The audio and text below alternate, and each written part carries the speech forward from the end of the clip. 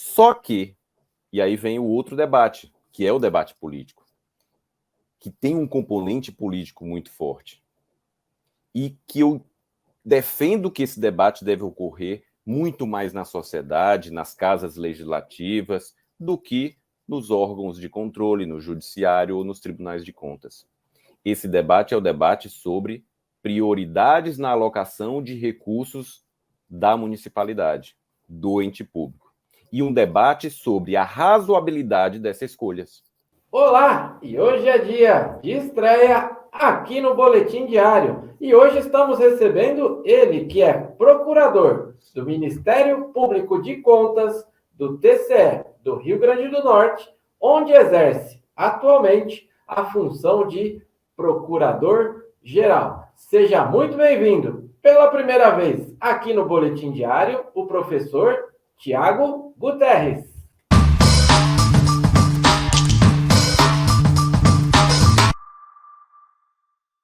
Antes de começar aqui o vídeo com o professor Tiago Guterres, eu quero só reforçar que dia 11/8, se você é de Porto Alegre e região, nós temos um compromisso, hein?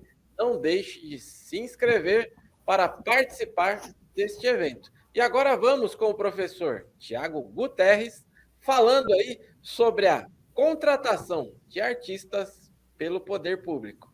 Olá, Ricardo. Tudo bem? Obrigado pelo convite. É muito bom participar aqui desse espaço para falar sobre a contratação de artistas pelo poder público, um tema que está tão em voga ultimamente, né?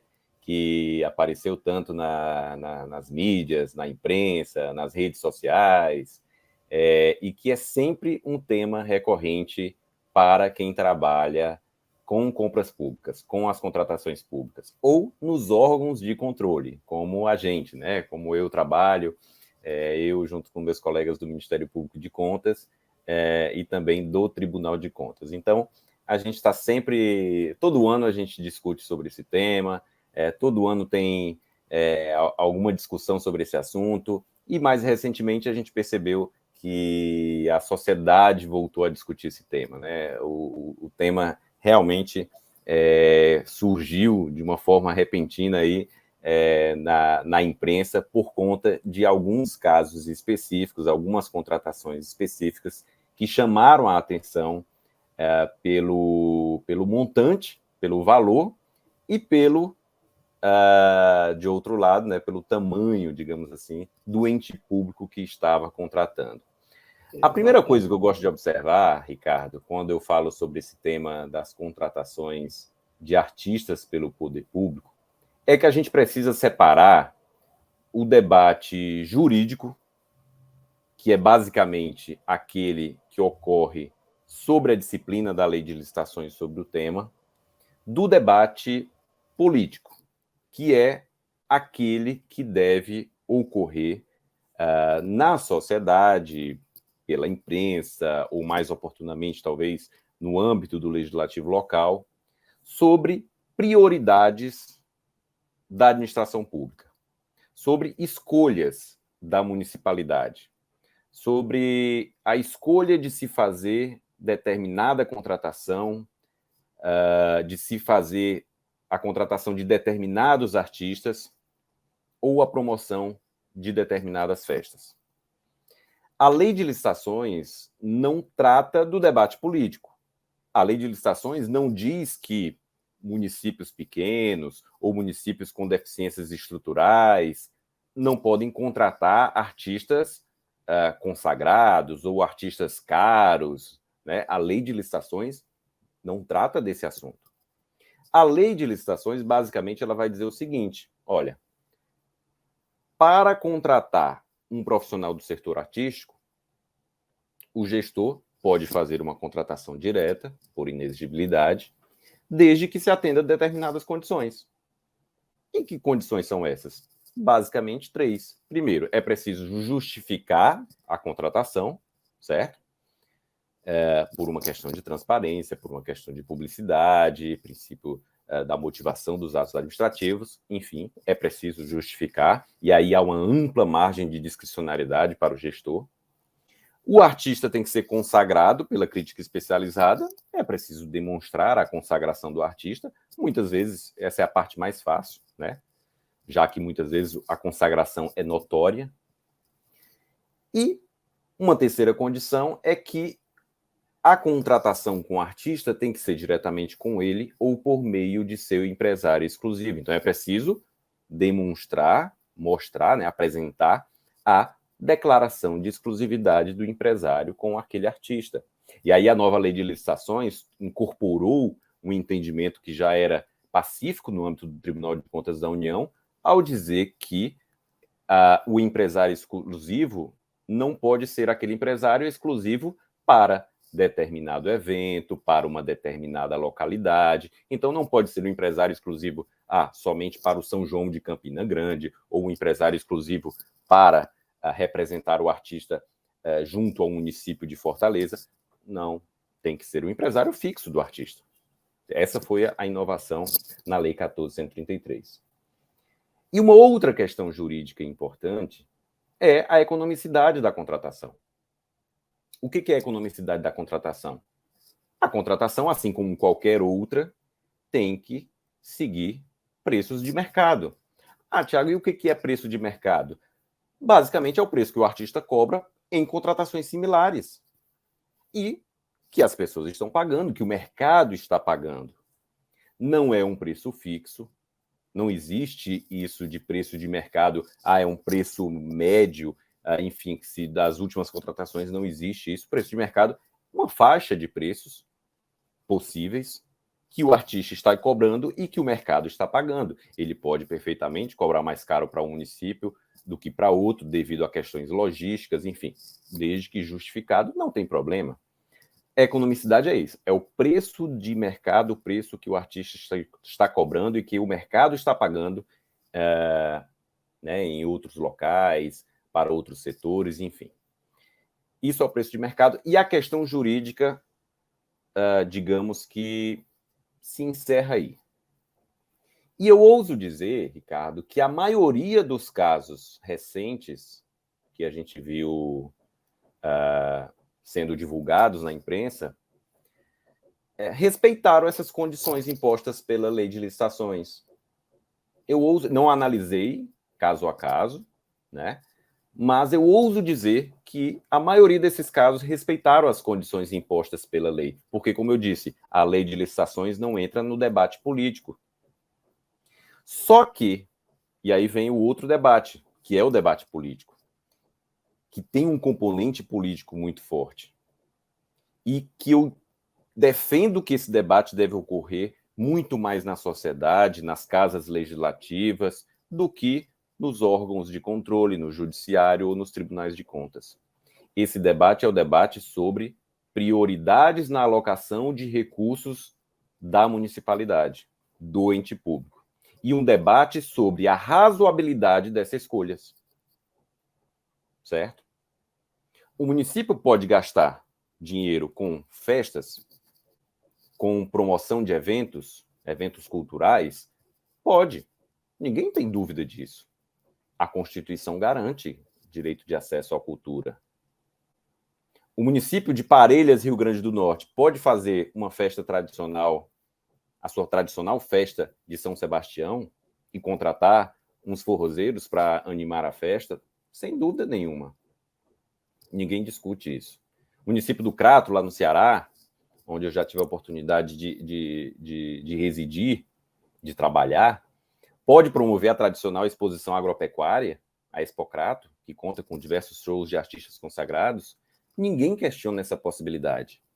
Promoção da cultura. E por que tem chamado tanta atenção da sociedade, da imprensa e até de alguns órgãos de controle algumas dessas contratações? Porque o que assombra, Ricardo, o que assusta a sociedade é município com escola que não tem água potável contratar um artista por mais de R$1 milhão. É município com escola que não tem banheiro, que não tem quadra coberta, que no século XXI não tem acesso à internet, fazer festa como se fosse um município de grande porte, com um orçamento vultoso. Isso sem falar em outros problemas, como estradas esburacadas, problemas na saúde, problemas com despesa de pessoal, problemas com folha de pagamento, que é o que a gente vê corriqueiramente na fiscalização desses entes públicos, da municipalidade. Então, é isso que chama a atenção, é isso que assombra, é isso que a gente fica se perguntando até onde vai a discricionariedade do gestor, até onde vai a possibilidade de fazer escolhas que chamam a atenção por serem escolhas obviamente ruins. Aí você pode me perguntar, Tiago, o TCE, o Tribunal de Contas, ou o Judiciário, podem suspender esses contratos? Não por ofensa à lei de licitações, mas por falta de razoabilidade na escolha? Essa é uma questão muito difícil de se responder. É até possível, e muita gente defende, alguns colegas defendem, que os tribunais de contas ou até o Poder Judiciário podem intervir nessas contratações. Mas existe uma zona cinzenta muito grande, porque, como eu falei, existe naturalmente um amplo grau de discricionariedade do gestor na hora de se fazer essas escolhas.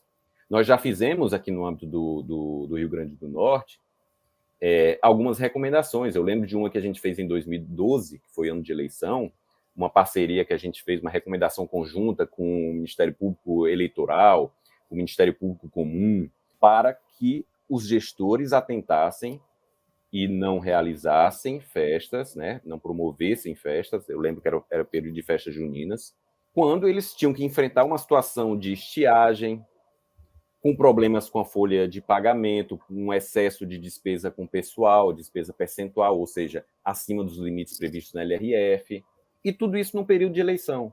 Então, a gente fez recomendações, e essas recomendações despertaram um debate na sociedade. Muitos municípios cancelaram por conta própria. Como é o que está ocorrendo agora. A gente viu muitos municípios cancelando por conta de pressão social, não era por conta de violação à lei, mas por conta de uma pressão social, cancelando esses festejos, cancelando essas contratações que chamavam a atenção por conta